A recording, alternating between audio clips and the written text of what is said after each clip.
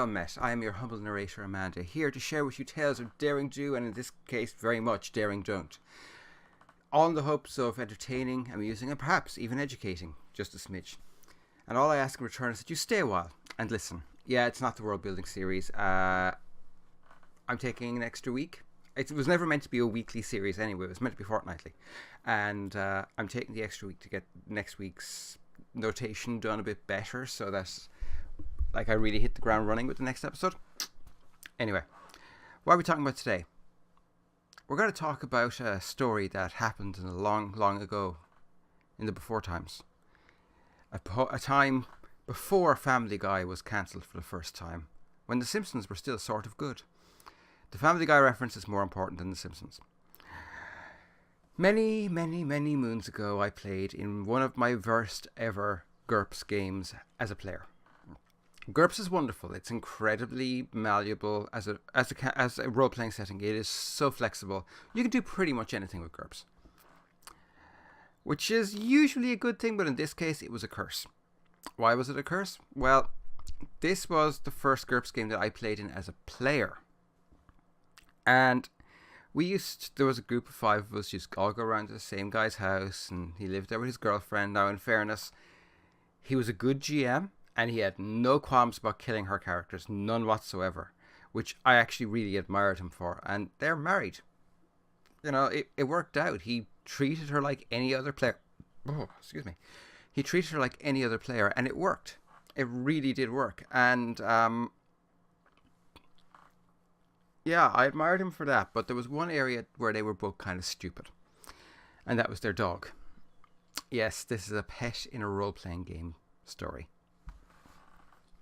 Now, it's not unusual for a player to say, I'd like to have a pet in the game. I mean, hell, there are character classes that are built around it, like rangers. It can be done, and it can be done really well. But the way you do it is by treating the animal as an NPC combined with its own skill group. So it's like a subsection of skills. And it works. It works fantastically when it's done well.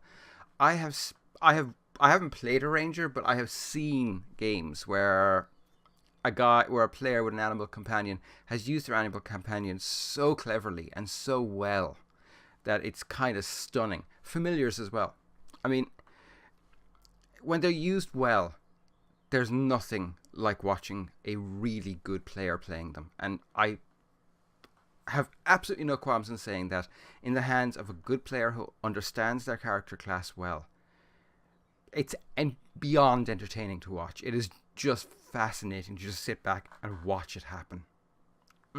So good. This was not one of those situations. So this couple had a pet, and it was a border collie. Now, I like border sheepdogs. I like them a lot. The first dog that I remember, my first dog was a Kerry Blue who hated everyone but me. The first dog that I remember was a border collie, short-haired border collie named Charlie, who was awesome for the short time I had him. And I have a real softness in my heart for border collies. I always have. I always will have. They're sweet animals. They're smart. They're loving. They're very affectionate. If they like you, you know they like you, because they will sit for hours with their head on your lap, just not even begging, just there, just, you're awesome. I like you. I love pets. I love dogs. And this couple, they had one. It was a border collie, and he was lovely. He was so sweet. And they wanted him in the game, which would have been fine if he was in the game as like a pet or as a familiar or as an animal companion, treated like any other animal companion. But no. This was not that. This was painful, because this character could speak. Yes, it turns out that the game we were running was Forgotten Realms, but it was run with GURPS. To this day, I don't know why that was done that way. I have to admit, I enjoyed it because it was the first time I ever really enjoyed an AD&D based role-playing game, because generally people run them with AD&D, and I really don't like AD&D. I find it needlessly convoluted. But it was great. This great campaign. We were hired by... I'll get to the story and why this is important, but in a second. So they wanted this dog in the game. Fine if it was an animal companion, but it wasn't. It was going to be a speaking player character that his girlfriend, now his wife, would actually play as a second character, which kind of made sense. I mean, that aspect I was fine with. She was a really good gamer, like really good, and well able to run two characters at once, so I had no problem with that. My problem with it was this. The goddamn dog could speak. Yeah. Now, she was smart. I will give them this. They were actually, between the two of them, they were very smart. They basically created a table of 1,000 phrases. These two had way too much time on their hands. And a lot of this table was definitely written when they were off their face on something, and it showed. I mean, some of the things this dog could potentially come out with were fascinating, like, why is the sky blue? That's fair enough, except that dogs don't really see the blue end of the spectrum. They see reds very well. Dogs are not actually black and white colorblind. There's one end of the spectrum they're skewed towards because it actually works for them as twilight hunters. Blue is not amongst that, but that's besides the point.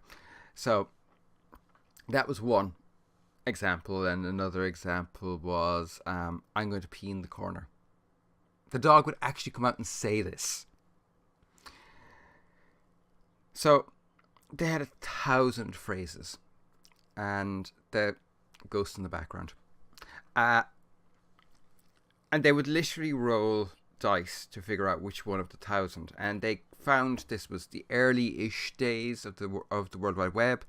It was still dial-up in this country outside of a few internet cafes. And somewhere they had found a random number generator that you could set the maximum and the minimum numbers, and you could just hit it. Which is fine, except that dogs are not actually random. And these were very random.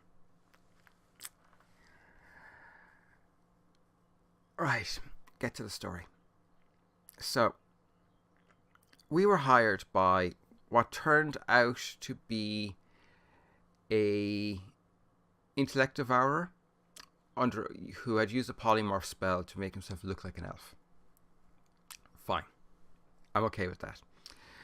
And we were basically sent to, first of all, wipe out a kobold enclave, because they were at the entrance to this dungeon, and inside the dungeon somewhere was basically a palantir from Lord of the Rings. That was basically what it was. It was a palantir. And, cool. Awesome. Except that we're there at the meeting with this elf stroke intellect devourer who was super intelligent and had us on the ropes. And we were talking, and generally speaking, in most role-playing games that I've played in, conversation is pretty freeform. There's no, you roll for initiative. That doesn't really exist in the games that I've played in. There was one weird game that did have initiative for speechcraft, but that only applied when you actually used your speechcraft skill. Yeah. So we're talking to this guy, totally unaware that he's actually an intellect devourer. And she's rolling dice like fucking crazy. I mean, like crazy. Well, not dice, random number generator on her laptop, which I actually have over there. I got this. It's a 486. Sorry. Tangent. So she's rolling like freaking crazy on this machine. And it's like every few seconds, it's like we're watching her. We're kind of watching her out the side of the corner of our eyes, like, what the fuck is she doing? Because at this point, the dog had yet to speak. And we were a good 40 minutes into the adventure. I mean, it ran over eight about eight sessions. So the dog had yet to speak, and we were like, "What the fuck is going on?" And she's writing down numbers, and then she's kind of moving stuff around on her screen, and then she goes, "Pugsley." Yes, she names the dog in a fantasy role-playing game after the son from the Addams Family.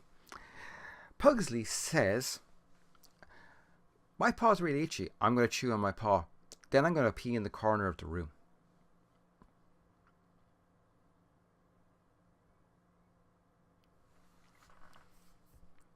Talk about breaking immersion. It didn't just break immersion, it shattered immersion. Immersion was just gone. No longer existing. Did not happen again. Hello, Ghost. And it was nuts how badly this just upscuttled the entire preceding 40 minutes. I mean, it's like, okay, you're aware that from our point of view, we're dealing with an elf mage who can incinerate that dog with a thought and some somatic and material ingredients, but that's besides the point. He can incinerate that dog, and that dog is talking about peeing in the corner. We can leave the rest of it. So GM sighs her boyfriend and goes and rolls a dice and just continues on. Later on, we found out that he was rolling to see if it pissed off the mage enough that the mage would actually incinerate the dog. Anyway, so the dog does exactly that and goes into the corner and pees. And there's this break in the conversation where the GM is going, and, you know, as you're talking, servants rush in to clean up the puddle of piss in the corner. And and he rolls his dice again, and it turns out the dog also left a more solid contribution to the conversation. Hello, Ghost. And it's not good. It is not good. It really isn't. Oh, this is my 2-pint glass. It's summer and it's good. Also, I'm very thirsty. So we eventually get through that. And we're like, okay, we need to find out what the story is with this dog. And this was against her wishes, but the rest of the party went along, decided as a group, before we go into this cave, before we wipe out this kobold enclave, we're going to find out what the fuck the story is with this dog. So we're like, the mage in the party goes, "I cast detect magic." Now, the GM had not prepared for this. As far as he was concerned, it was just a talking dog. So, but being a good GM, he let the dice decide. And by good, I mean fair. And he's like, "Oh, you detect an atmosphere of magic around the dog. It's quite potent and powerful." And everyone's like, okay, we need to figure this out. So we're like, but this magician was not it was not specialized in transmutation. He was literally a pew-pew magician. So, you know, magic missiles, and I think he could summon an enchanted blade or a magical blade or something like that. So he was as close as you could get in the Forgotten Realms to a Jedi as you can possibly ask for. I mean, he had pew pew, and he had a freaking magical sword that appeared out of his hand. So we're like, okay, how do we figure this out? And the magician turned around to the GM and goes, Can I detect whether it's clerical or arcane? So he goes, okay, yeah, you can figure out if it's clerical or arcane. So they roll the dice, and it's arcane magic, but it's a very high level arcane magic. What the fuck, man? So we're like, okay, we're gonna have to go and find out what the story is with this. So before we're going on this adventure, we're like, okay, we're gonna figure out what the hell the story is with this dog. Now, this is kind of cool. It's a terrible idea to do this as a character, as a dog-like character. At least, as far as I'm concerned, it's a terrible idea. Unless you have the person literally playing that character alone as just a character. We'll talk about that in a little bit. So, we're like, okay, we basically use local knowledge and we figure out who the most powerful mage in the area is. It's not the guy we've left because he's a newbie. He's a blow-in, and as we find out later, he kind of blows. And we're like, okay.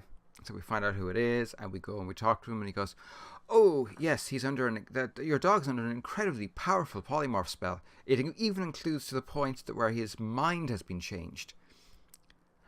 I can break that magic, but it's going to take time to break." And we're like, okay, that's cool. And the GM's girlfriend is going, no, you're not breaking. I like my dog. I want my dog. And I'm like, yeah, but we found out that it's under a polymorph spell. For all we know, it's an elven princess who's stuck in a terrible curse. I mean, for God's sake, she licks herself all day, or he licks himself all day. At which point, everyone in the room around the table just starts laughing because, late teens, early 20s, and yeah. So I did say this was in the long ago, in the before times. So eventually we convince her. It took a lot of convincing, and we basically promised her that she could have any animal companion she wanted in the next game if she let us do this, as if it was really her choice, because the dog, she's rolling dice constantly and fudging rolls, and we can see it, and she's like, the dog is, she goes, and the dog character goes, "Don't change me back. I don't want to. I like being me. I like being able to lick my bum." I'm not even joking. She had stuff like that inside this table. Like I said, way too much time in her hands. But again, late teens, early 20s. Kind of goes with the territory. No kids, no responsibilities. Yeah, you've got time to work out an enormous table of phrases for a dog. So, we convince her, and the mage charges us an arm and a freaking leg. And he casts a dispel magic spell that will take about 6 days to work. But there might be moments where the dog regains its senses to a degree. So we're like, okay, cool, let's go wipe out the kobolds, because that's what kobolds are for. They're for wiping out. They're not sentient beings worthy of respect or self-determination. They're just cannon fodder. I ran a game where every character was a kobold. I have a soft spot for the little bastards. Sorry. So we go off, and the battle is awesome. I'm not going to lie, it was good. This guy had the GM had a real skill for combining miniatures gaming with role-playing and making the two work flawlessly and really well together. And he was using a really bastardized version of the Warhammer rules for the actual combat. So it was a lot of fun. It was genuinely a lot of fun. And when I say there are good GMs and there are bad GMs, he was a really good GM. And I say it was bastardized. It was heavily bastardized, but he spent weeks writing out precise rules for this bastardization, and just wish I could still play in that guy's games, but there was a falling out. Yeah, it happens. So we're playing this game, and it's about day 5 after the magic spell has been cast, and it's not going bad. Like, we have a couple of injuries, nothing the cleric can't deal with, because we're not running level 1 characters. We're like, I think the lowest level was like level 5, and the highest level was level 8. So we weren't we were massively overpowered for fighting kobolds, like ridiculously, stupidly overpowered. At one point, our mage had a crit with this really weird table where the magic missile basically turned into a fireball, but a magic missile style fireball, which wiped out like a quarter of the kobolds in one go. That's not how magic missiles work, but it was awesome. So yeah.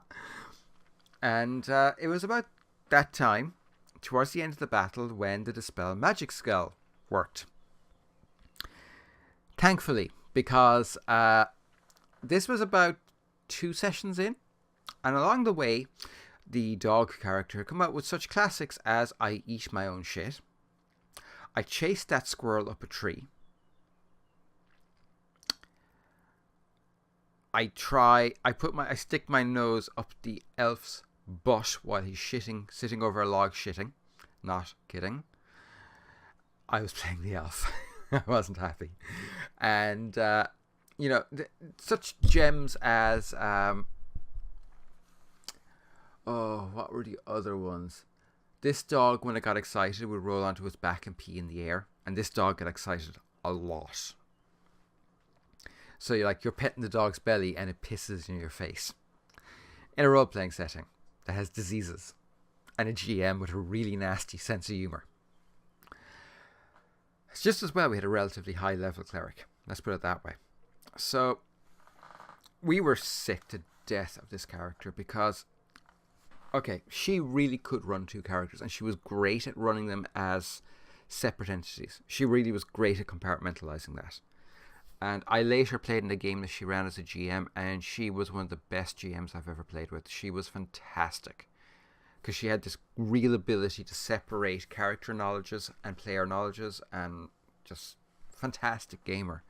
Just a really bad problem when it comes to her dog. So there's a reason I'm wearing the t-shirt I'm wearing. First of all, beauty is in the eye of the beholder. And secondly, towards the end of this battle, the Dispel Magic spell worked. And it turned out that the dog was actually a polymorphed beholder.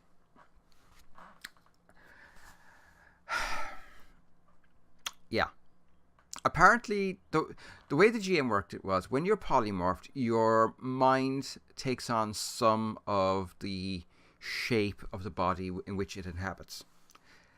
Basically, the Terry Pratchett approach to changing to Granny Weatherwax borrowing like a hive of bees, where she starts thinking like a bees. Like a bees? What the hell is a bees? I might have to use that in the future. So this dog really thought it was a dog, but actually it was a beholder who had been polymorphed. So all of a sudden, this character who has been eating its own shit, pissing in corners, sticking its cold, wet nose of dog places it should not be stuck, and so on and so forth. This character that was really annoying everyone except for the girl playing him turns out to be one of the biggest, nastiest, meanest monsters in the entire game. It went badly. Okay, so remember I said this game was run over 7 or 8 episodes? I think it was meant to run over 8. It ran over 7.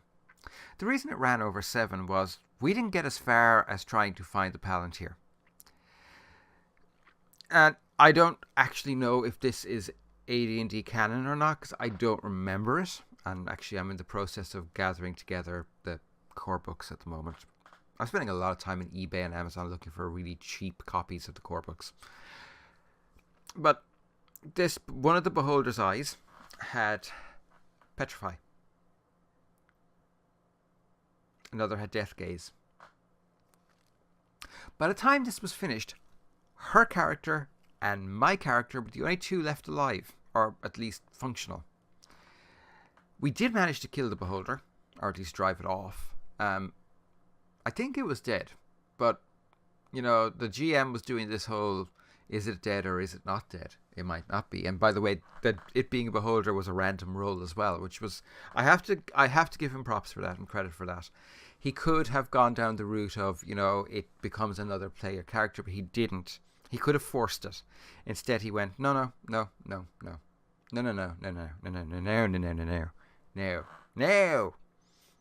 It's a fucking monster. It's one of the biggest, baddest monsters in the game. That isn't a freaking dragon. Or as it happens, Intellect Devourer. And so he did this thing of, it's dead. Or is it? Now, he didn't say it exactly like that, but that was the implication. We never did find out if it was actually dead or not, because this was I want to say this was the second session, but I think it might have been the third. The rest of it was spent gradually rebuilding the party, as in finding cures for everything. First of all, we had to find someone to resurrect someone who had been struck by a death gaze, because that one had a time limit. And then we had to find someone who would unpetrify a character, and then we had to find somebody. I think one of them had actually been polymorphed into like an ooze. with the mind of a human being. But the thing about it was that one had a time limit as well, because, like I said, he was running it under Pratchett rules of being in the wrong body. So this guy was gradually actually turning into an ooze. Yeah. I know that kind of fizzled out at the end, but you know what? Don't. It's one thing to play two characters, and playing two characters can be a lot of fun, especially if you play them as like something like, oh, what's the name of the book series? It's Simon R. Green, Hawk and Moon, I think it is. No, that's not right. I actually have to look this up because it'll bug me otherwise. But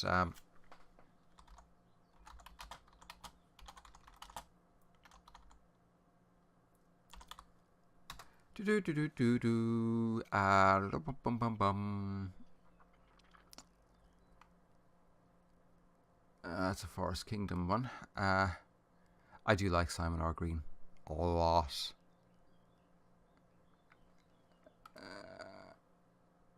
No, it's not Nightside either. It's not Deathstalker. It's come on, open up. Hawk and Fisher. That's it. I knew it was Hawk and something. So they can be run like a Hawk, like the Hawk and Fisher pairing from those books, where you kind of play them as partners. It can be done really well, and it can be a lot of fun to do. I've only done it once, and I highly recommend any gamer do it at least once. Or you can play them as antagonists. It's one interesting way to do it. I've seen it done at a convention, but I've never actually done it. Is where each player plays a villain and a hero. And it can often lead to these really chaotic endings where who the fuck knows what's going to happen, because it's really going to depend on whether the player prefers the villain or the hero, and the way they play them and the randomness, and it can be fantastic. Difficult, but fantastic. Awkward, but fantastic. Just fantastic. But this was not fantastic. This was adding a pet into a game in the wrong way. Having a pet that can speak, kind of fine, as long as as long as most of its phrases in a random table of 1,000 phrases with a random number generator that isn't that freaking random to choose from amongst them, and it really wasn't that freaking random. God, it always, as far as I can tell, it seemed to home in on like around 450 to about 550. I still can't believe they did 1,000 phrases. Oh, yeah. And apparently it took them weeks to do this. Why? Why would you do that? I mean, to me, that why is up there with why would you use the dirtiest book in the game? The dirtiest book in the game is an AD&D book, basically for kinky sex, role-playing kinky sex, and I've never understood the point of doing that. I haven't. It just doesn't make any goddamn sense to me, and I've played prostitutes in games. No. We roll to see if we orgasm. There we go. Done. But I want to say I hated the way they did this and that they did this. But I actually really admired that they did this. And it's the thing that kills me. As much as it annoyed me, and it did really annoy me, this dog coming out with the most random non sequiturs that went nowhere other than just causing annoyance and breaking the flow of conversation and breaking immersion. That annoyed me, and that really, really got under my skin after a while. I was so glad it turned into a monster that I could try and kill. But at the same time, I had to kind of admire it. It was, and still is to this day, the first time I've ever seen anybody try and do that in a game. And it almost worked. I mean, I have plans put in place for multiple different role-playing games that will involve non-human animal characters. And I don't know if I could do it as well even as they did, because the amount of dedication and effort they put into this character, this throwaway character, is mind-blowing. Well, it wasn't a throwaway character, but it turned out to be a throwaway character. But at the same time, you know, it really destroyed immersion over and over and over and over. And literally every time this animal spoke, it destroyed immersion. And it's difficult. It can be difficult enough to actually create a sense of immersion in a role playing game, because there's phone, especially nowadays. And at that point, they were starting to come around quite a lot. You had mobile phones, and you've music in the background, and you've pizza showing up at the door, and you've people going to the bathroom, and people having out of character, out of game conversations in the background, and people moving around. There's so many things that will break your immersion. So it's difficult enough to get a sense of immersion, a really good sense of immersion in a game, especially if you're, and this game was one of them, and not particularly action-oriented adventure. I mean, yes, there was a big battle with kobolds, but most of the adventure was based around interpersonal interactions and negotiations and talking and puzzle solving. And those to me are the games that are harder to create a sense of immersion, because everyone wants to get to the combat. Not everyone is fascinated by in-game puzzles. I am. I'm one of those really, really weird players who doesn't like puzzle-based games, or doesn't like combat-based games. I prefer puzzle-based games. It's one of the reasons why Cthulhu is one of my favorite settings, because if you get into combat, you're doing it wrong. But at the same time, you have this character, and I've come across versions of this character that weren't dogs and weren't even animals, but, you know, characters who had a severe head injury that caused a brain injury in the past, and they talk in just random crap. That's really irritating, and it can throw you completely out. But just, if you're going to do it, don't do it that way. Have a companion animal. That's fine. Treat the companion animal as an extra set of skills. And, you know, someone that in camp comes up and begs for food, or, you know, curls up next to your legs and then wraps itself around a leg and keeps your leg warm while it's actually leeching your warmth away from you. And, you know, do it that way. Don't make it a second character that everyone plots the murder of, because we all did. We didn't need to, but we did. Anyway, I'll be back again next week with the next episode of the World Building series. One of the reasons it takes so long is because I am doing the notes for 3 different episodes, because I'm not sure which one I'm going to go with. Anyway, have a great weekend, be good, and bye for now. Also, always remember, beauty is very much in the eye of the... Bye!